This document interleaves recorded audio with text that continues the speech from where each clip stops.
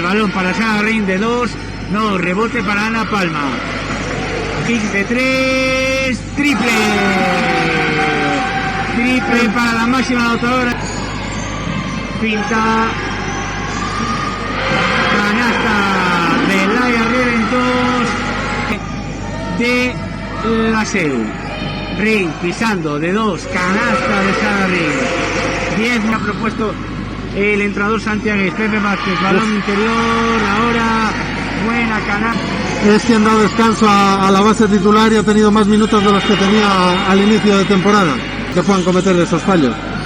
Ya juega la SEU, falla la belga Solearín, pero hay rebote ofensivo en libre. Balón interior para Conchi, canasta de Mongomo. Pero es lo que no puede pasar, ahora contraataque.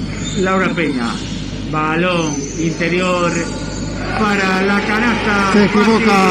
Se equivoca Sara. Buenas caras en embutidos Pajariel, canasta. Es el balón lejos de la línea de 6.75. Después de haber recibido un body check o varios bloqueos, recibir contacto, vamos a ver. Triple. Vaya triplazo. Laura Peña, Yurena Díaz, Ariadna Puyol, Dostauder. Muy bien visto. Y ahí son las jugadoras de la serie.